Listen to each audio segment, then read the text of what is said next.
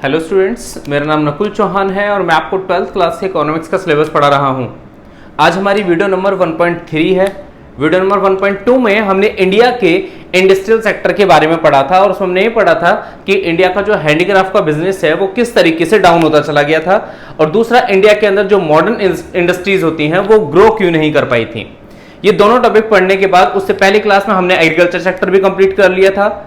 आज हमारी Indian economy development के फर्स्ट चैप्टर की 3rd क्लास है और इसके अंदर हम पढ़ेंगे इंडिया के फॉरेन ट्रेड के बारे में कि जब इंडिपेंडेंस का टाइम था तो इंडिपेंडेंस या फिर मैं कह सकता हूं ब्रिटिश रूल का जो टाइम था, उस ब्रिटिश रूल के अंदर इंडिया का जो फॉरेन ट्रेड है वो किस तरीके का था। इस फॉरेन ट्रेड को पढ़ाने से पहले मैं एक चीज लास्ट क्लास की फिर से रिपीट कर देता हूं जो मैंने तुम्हें पढ़ाई थी, टैरिफ पॉलिसी। टैरिफ पॉलिसी जिसको कहा गया था तटकर नीति। ब्रिटिश गवर्नमेंट की एक टैरिफ पॉलिसी थी जिसकी वजह से हमारी कंट्री का हैंडीक्राफ्ट का बिजनेस डाउन हुआ था। बट ये जो टैरिफ पॉलिसी थी ये क्या थी? टैरिफ पॉलिसी का मतलब क्या था?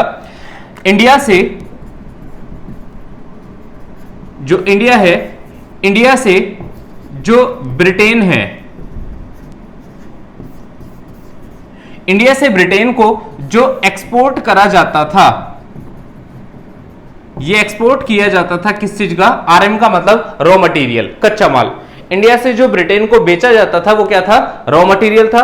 और ब्रिटेन से इंडिया में जो खरीदा जाता था, मतलब यहां से क्या करा जा रहा है? इंपोर्ट किया जाता था। ये इंपोर्ट किया जाता था एफजी का मतलब फिनिश्ड गुड्स का। मैंने यहां पर रॉ मटेरियल को आरएम लिख दिया है, फिनिश्ड गुड्स को एफजी लिख दिया है। हम कच्चे माल को बेचते थे और जो माल तैयार हो जाता था तो तैयार माल को हम खरीदते थे। इंडिया की ब्रिटिश के साथ एक पॉलिसी थी, ब्रिटिश वालों ने कहा था कि अगर तुम ब्रिटेन को क्या करोगे? एक्सपोर्ट करोगे रॉ मटेरियल का, तो ये जो एक्सपोर्ट किया जाएगा ये टैक्स फ्री होगा, और ब्रिटेन से अगर तुम इंपोर्ट करोगे फिनिश्ड गुड्स का तो ये भी क्या होगा? टैक्स फ्री होगा। ये दोनों चीजें उन्होंने टैक्स फ्री कर दी थी। इंडिया से ब्रिटेन को रॉ मटेरियल का एक्सपोर्ट और ब्रिटेन से इंडिया को फिनिश्ड गुड्स का इंपोर्ट, ये दोनों चीजें टैक्स फ्री करी गई थी। और जब टैक्स फ्री कर दी गई थी तो क्योंकि ये पॉलिसी टैक्स से रिलेट करती थी तो इसी को नाम दिया गया था tariff policy of Britain government. ये ब्रिटेन गवर्नमेंट की एक टैरिफ पॉलिसी थी, ब्रिटिश गवर्नमेंट की एक टैरिफ पॉलिसी थी। एक्चुअल में इस टैरिफ पॉलिसी में हमने क्या चीज देखी? जो इंडिया है, इंडिया ने क्या करा? एक्सपोर्ट किया। और एक्सपोर्ट किस चीज का करा? Raw material. अब अगर मैं रॉ मटेरियल की बात करूं तो रॉ मटेरियल इनपुट्स होते हैं। कच्चा माल जो है वो उनको इनपुट का मतलब आगत बोला जाता है। रॉ मटेरियल जो है वो किसी प्रोडक्ट को बनाने के लिए यूज किया जाता है। इसका मतलब इंडिया जो है, पहला प्राइमरी प्रोडक्ट हमेशा रॉ मटेरियल होगा, और प्राइमरी को जो हम किसी प्रोडक्ट को बनाते हैं तो वो फिनिश बन जाता है। तो रॉ मटेरियल को, ये जो मैंने आरएम लिखा है, इस रॉ मटेरियल को मैं प्राइमरी प्रोडक्ट का नाम भी दे सकता हूं। प्राइमरी का मतलब होता है प्राथमिक। इस रॉ मटेरियल को मैं प्राथमिक उत्पाद भी कह सकता हूं। रॉ मटेरियल एक्चुअल में इंडिया से क्या होता था? एक्सपोर्ट होता था। तो मैं कह सकता हूं इंडिया जो है वो एक एक्सपोर्टर बन गया था। और ये एक्सपोर्टर किस चीज का था? एक्सपोर्टर ऑफ रॉ मटेरियल, या फिर इसको हम कह सकते हैं प्राइमरी प्रोडक्ट। इंडिया जो है प्राइमरी प्रोडक्ट का एक्सपोर्टर बन गया था। दूसरा, इंडिया ने इंपोर्ट करा था ब्रिटिश से, ब्रिटिश गवर्नमेंट से क्या चीज को? फिनिश्ड गुड्स को। तो ये कह सकते हैं कि इंडिया जो है एक्सपोर्टर की जगह यहां पर अब क्या बन गया था? इंपोर्टर बन गया था। बट इंपोर्टर जो था वो किस चीज का था? इंपोर्टर ऑफ फिनिश्ड गुड्स, या फिर मैं कह सकता हूं ये है फिनिश्ड प्रोडक्ट। एक्सपोर्टर निर्यातक होता है, इंपोर्टर आयातक। निर्यात करने वाले पर्सन को निर्यातक कहते हैं। इंडिया यही कर रहा था तो इंडिया को इसलिए एक्सपोर्टर का नाम दिया गया। इंडिया जो है इंपोर्ट कर रहा था किससे? ब्रिटिश से। किस चीज को? फिनिश्ड गुड्स को, इसलिए इंडिया को एक इंपोर्टर भी कहा गया। तो इंडिया सबसे पहली चीज, इंडिया का जो फॉरेन ट्रेड था, क्योंकि ये दूसरे देशों के साथ इसका ट्रेड चल रहा है, इंडिया का जो ये फॉरेन ट्रेड था, ये फॉरेन ट्रेड में हमें क्या नजर आया कि इंडिया एक एक्सपोर्टर बन गया था। किस चीज का? रॉ मटेरियल का या फिर प्राइमरी प्रोडक्ट्स का। और साथ के साथ इंडिया जो है इंपोर्टर बन चुका था किस चीज का? ब्रिटिश गवर्नमेंट से किस चीज का? इंपोर्टर बन चुका था फिनिश्ड गुड्स का। क्लियर है? एक चीज और ध्यान रखना, इंडिया की जो मैक्सिमम फॉरेन ट्रेड की जो डायरेक्शन थी, डायरेक्शन का मतलब इंडिया मैक्सिमम किसके साथ फॉरेन ट्रेड कर रहा था, तो उस टाइम पर जब ब्रिटिश ने हमारे ऊपर रूल करा था तो इंडिया के मैक्सिमम इंपोर्ट और एक्सपोर्ट, वर्ल्ड में 196 कंट्री हैं जो एक बताई जाती हैं, उन 196 कंट्री में 50% इंपोर्ट और एक्सपोर्ट इंडिया की, जबकि 50% से भी ज्यादा वो सिर्फ ब्रिटिश गवर्नमेंट के साथ किए जाते थे, मतलब ब्रिटेन के साथ किए जाते थे। इसका अंदर इंडिया का मैक्सिमम पोर्शन इंपोर्ट और एक्सपोर्ट का किसके ऊपर डिपेंड हो गया था? ब्रिटेन के ऊपर। ठीक है, तो पहला पोर्शन, पहला पॉइंट क्या आता है इसके अंदर, foreign trade under the British rule में, कि net exporter of primary goods, India क्या बन चुका था, प्राइमरी गुड्स। यहां जो मैंने ये प्राइमरी गुड्स लिखा है, इसका मतलब समझ जाना, इस प्राइमरी गुड्स का मतलब किस चीज से है, रॉ मटेरियल से। इंडिया जो है रॉ मटेरियल का एक एक्सपोर्टर बन चुका था। And net importer of finished goods, finished goods का मतलब एक फिनिश्ड प्रोडक्ट से है। इंडिया जो है प्राइमरी गुड्स का एक क्या बन गया था, एक्सपोर्टर, और इंपोर्टर बन चुका था फिनिश्ड गुड्स का। ये था इसका पहला पॉइंट। सेकंड आता है तुम्हारे इसमें, देखो इंडिया के ऊपर क्या था, इंडिया के मैक्सिमम जो इंपोर्ट और एक्सपोर्ट थे, अगर मैं इंपोर्ट और एक्सपोर्ट की दोनों की बात करूं, some of import and exports, import और एक्सपोर्ट्स के जो सम होते हैं, सम का मतलब जो इंपोर्ट और एक्सपोर्ट्स का टोटल होता है, एक्चुअल में इंपोर्ट और एक्सपोर्ट की अगर वैल्यू को टोटल कर दिया जाए तो उसे वॉल्यूम ऑफ ट्रेड कहते हैं। ये वॉल्यूम ऑफ ट्रेड के बारे में मैं बाद में पढ़ाऊंगा जब फॉरेन ट्रेड का एक बिल्कुल सेपरेट चैप्टर आएगा। अभी सिर्फ इतना समझ लो, ये क्या है, एक्चुअल में विदेशी व्यापार का परिमाण इसे कहा जाता है, ये वॉल्यूम ऑफ फॉरेन ट्रेड है। अभी जो वॉल्यूम ऑफ फॉरेन ट्रेड होता है, ये क्या होता है, इंपोर्ट और एक्सपोर्ट की टोटल वैल्यू को हम वॉल्यूम ऑफ फॉरेन ट्रेड कहते हैं। और अगर इंडिया के वॉल्यूम की उस टाइम की बात करिए तो इंडिया अपने टोटल इंपोर्ट और एक्सपोर्ट का मोर देन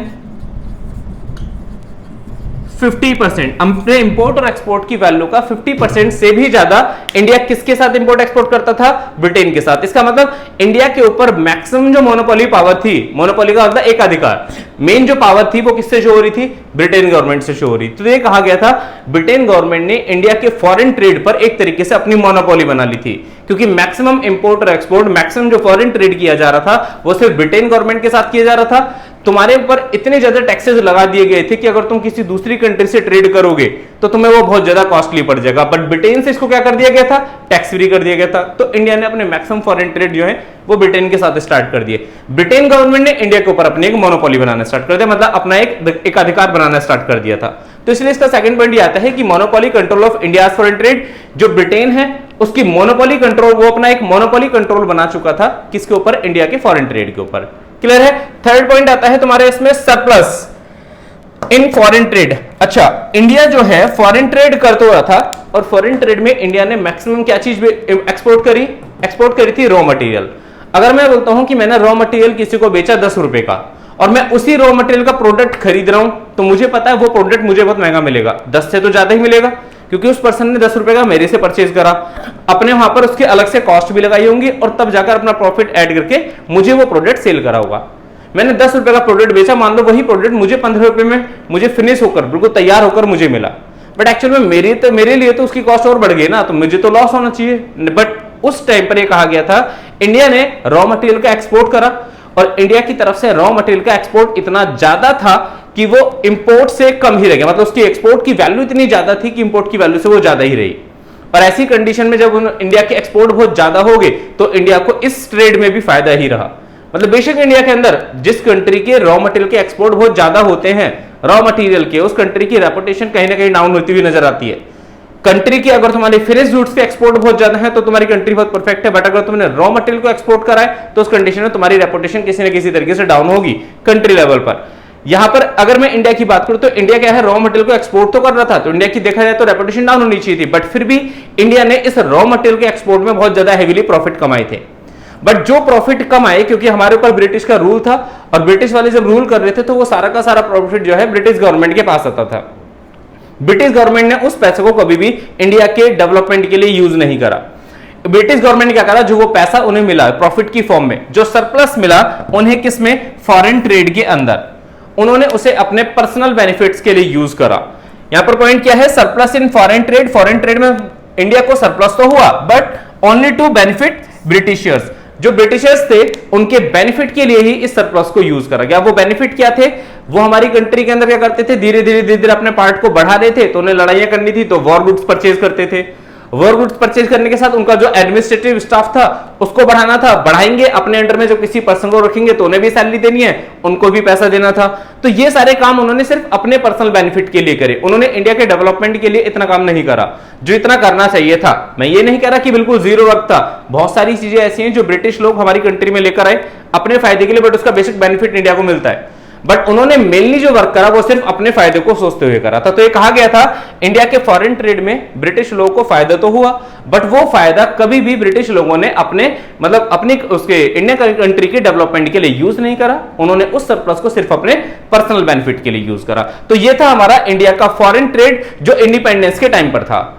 नेक्स्ट क्लास में अब हम जो टॉपिक स्टार्ट करेंगे वो पढ़ेंगे इंडिया की डेमोग्राफिक प्रोफाइल के बारे में, और साथ के साथ इंडिया का जो ऑक्यूपेशनल स्ट्रक्चर है कि इंडिया के प्राइमरी सेक्टर, सेकेंडरी सेक्टर और टर्शियरी सेक्टर में कितने परसेंट लोग और कैसे कैसे लोग काम करते हैं। तो ये चीज हमारा नेक्स्ट क्लास का टॉपिक रहेगा। आज की क्लास हम यही वाइंड अप करते हैं। अगर आपको ये वीडियो अच्छी लगी हो तो लाइक कीजिए, हमारे चैनल को सब्सक्राइब कीजिए और ज्यादा से ज्यादा वीडियोस को शेयर भी कीजिए। That's all for today.